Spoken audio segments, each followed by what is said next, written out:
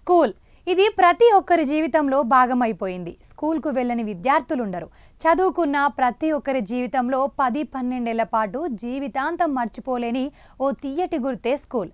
పసితనంలో చేతిలో బల్బం పట్టుకొని పలక మీద ఓనమాలు దిద్దించే దగ్గర నుంచి విద్యాబుద్ధులు నేర్పించే వరకు పాఠశాల కీలక పాత్ర పోషిస్తుంది.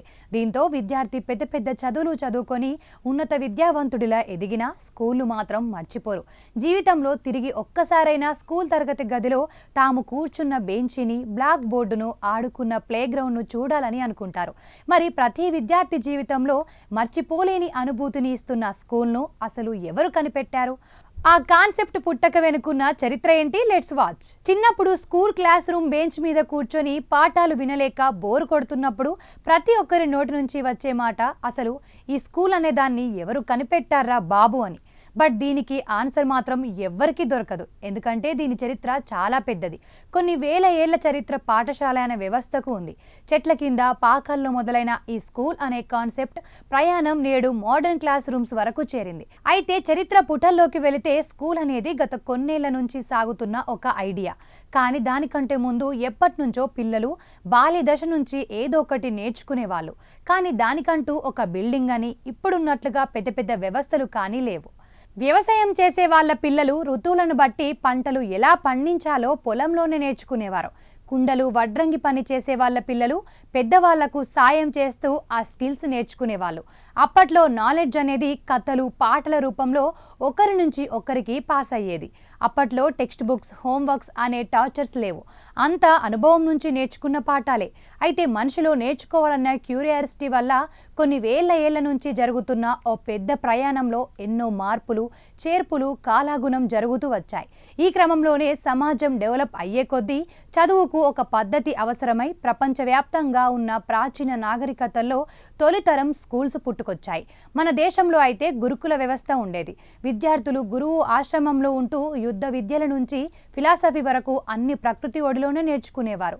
ఈ నేపథ్యంలోనే మెసోపోటేమియాలో రికార్డ్స్ మెయింటైన్ చేయటం కోసం ఎడుబ్బాస్ లేదా టాబ్లెట్ హౌసెస్ ఉండేవి. అక్కడ మట్టి పలకల మీద క్యూనిఫామ్ అనే కష్టమైన రాతను నేర్పించేవారు. అయితే ఈ నేర్పించే స్కూల్స్ సంచరించే స్కూల్స్. కానీ ఇవి అందరి కోసం మాత్రం కాదు. కేవలం కొంతమంది ఉన్నత వర్గాల పిల్లలకు, స్పెషల్ జాబ్స్ చేసేవారికే ఈ ట్రైనింగ్ పరిమితం అయ్యేది. ఈజిప్ట్లో కూడా గుడి, గవర్నమెంట్ పనుల కోసం హైరోగ్లిఫిక్స్ అంటే చిత్రలిపి నేర్పించే స్కూల్స్ నడిచేవి. అయితే గ్రీకులతో స్కూల్ వ్యవస్థలో అసలైన మార్పు వచ్చింది. ఏన్షియంట్ గ్రీస్ సమయంలో ఎడ్యుకేషన్ మొత్తం మారిపోయింది.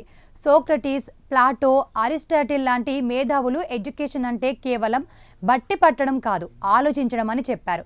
క్రీస్తుపూర్వం 387లో ప్లాటో ది అకాడమీని స్టార్ట్ చేశారు. ఇది జాబ్స్ కోసం పెట్టే ట్రైనింగ్ సెంటర్ కాదు. డిబేట్లు పెట్టడం, లాజిక్తో ఆలోచించడం, ప్రకృతి గురించి ప్రశ్నలు అడగడం ఇక్కడ నేర్పించేవారు. చదువు అంటే మైండ్ డెవలప్ చేసుకోవడం అనే కాన్సెప్ట్ ఇక్కడ నుంచే పుట్టుకొచ్చింది. అయితే గ్రీకుల కాలంలో విద్యా వ్యవస్థ ప్రకృతి ఒడిలో మేధస్సుకు పదును పెట్టడం అనే కాన్సెప్ట్తో సాగితే మనం ఇప్పుడు చూసే తరగతి గదులు, బెంచీలు, బ్లాక్ బోర్డ్, చాక్ పీస్ ఇవన్నీ మాత్రం ఒక వ్యక్తి ఆలోచన నుంచి పుట్టినవి. అతని పేరే హోరెస్ మాన్.